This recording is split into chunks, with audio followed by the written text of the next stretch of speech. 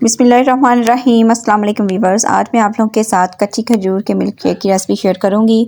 पकी हुई खजूर के तो आपने बहुत सारे फ़ायदे सुने होंगे और इसका मिल्क शेक भी बनाया होगा, लेकिन कच्ची खजूर के भी बहुत सारे फ़ायदे हैं जो कि मैं आज आपको बताऊंगी और इसका मिल्क शेक भी बनाऊंगी।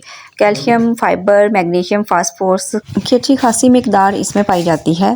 इधर मैंने कच्ची खजूरें ले ली हैं और इनको अच्छे तरीके से धो लिया है। धोने के बाद हमने इनको काट लेना है। ऊपर वाला हिस्सा थोड़ा सा काट देंगे और इसके अंदर से जो गुठली है वो भी निकाल लेंगे। इस तरीके से दो दो पीस करेंगे तो आराम से ये गुठली निकल जाएगी।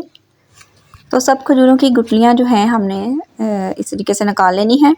तो कच्ची खजूर के फ़ायदे की हम बात कर रहे थे, तो ये कब्ज़ से निजात के लिए भी बहुत फ़ायदेमंद है और इसके अलावा कच्ची खजूर में ना कैलोरीज़ बहुत कम पाई जाती हैं, तो इसलिए इसको खाने से मोटा होने के कोई चांस नहीं है। कच्ची खजूर फाइबर का बहुत अच्छा सोर्स है, खून की कमी को दूर करता है और आयरन की मिकदार इसमें बहुत ज़्यादा पाई जाती है।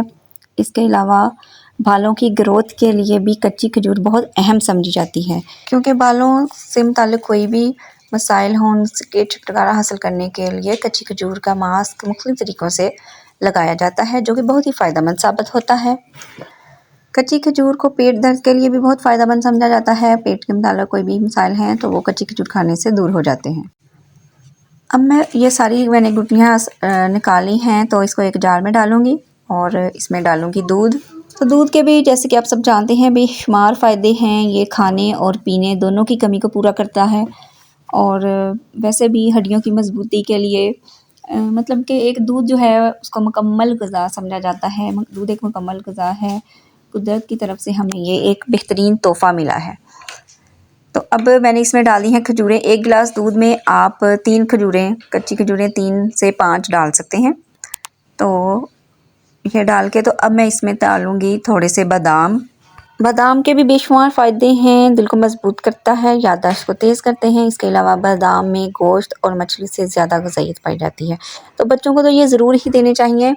तो 1 गिलास दूध के हिसाब से मैं बना रही हूँ, तो इसमें मैंने तकरीबन 7-8 बादाम तोड़ के वो डाल दिए।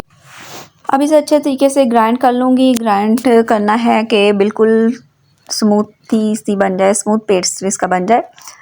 चैनल पे नए हैं तो मेरे चैनल को सब्सक्राइब करना मत भूलिएगा और वीडियो अच्छी लगी तो लाइक भी कीजिएगा और बेल आइकन को भी ज़रूर प्रेस कर दीजिएगा। अगर फेसबुक से देख रहे हैं तो पेज को फॉलो करना मत भूलिएगा और वीडियो को लाइक भी कीजिएगा। अब मैं इसमें 1 चम्मच चीनी का शामिल कर रही हूँ। चीनी जो है ये ऑप्शनल है, आप अगर इसमें डालना चाहें तो डाल दीजिएगा, वरना नहीं डालना चाहते मतलब लाइट मीठा आपको पसंद है तो मत डालिएगा। बस अब ये बन के तैयार हो चुका है। थोड़ी सी बर्फ़ इसमें डालेंगे। दूध वैसे मैंने ठंडा लिया था तो इसलिए मैंने बर्फ़ कम डाली है। तो बर्फ़ डाल के तो बस अब ये रेडी है। इसको अब हमने ग्लास में निकाल लेना है। तो ये बनाइएगा और मुझे फ़ीडबैक ज़रूर दीजिएगा कि कैसा बना, क्योंकि ये मिल्क शेक बहुत ही मज़े का बनता है। इसके अलावा ताकत का ख़जाना है। कंधों में दर्द हो या फिर आपको टांगों में दर्द हो, कोई भी मसला हो, तो ये मिल्क शेक जो है वो बेस्ट है। आपने इसको ट्राई करना है एक दफ़ा। अच्छा, कोई भी चीज़ 1-2-4 दिन में फ़ायदा नहीं देती। अगर आपको कोई मसला है, कंधों में दर्द है या कोई कमज़ोरी महसूस होती है, तो इसको रेगुलर इस्तेमाल करें। कम से कम 1 माह इसको इस्तेमाल करें। दवाइयों से बेहतर है ऐसी चीज़ें, क्योंकि दवाइयाँ जो हैं वो कहीं न कहीं साइड इफ़ेक्ट भी उनका ज़रूर होता है।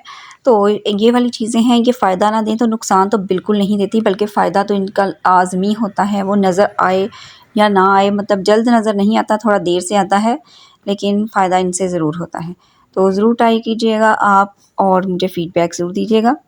अब मैं इजाज़त चाहती हूँ। नेक्स्ट वीडियो तक के लिए दुआओं में याद रखिएगा। अपना बहुत सारा ख़्याल रखिएगा। अल्लाह हाफ़िज़।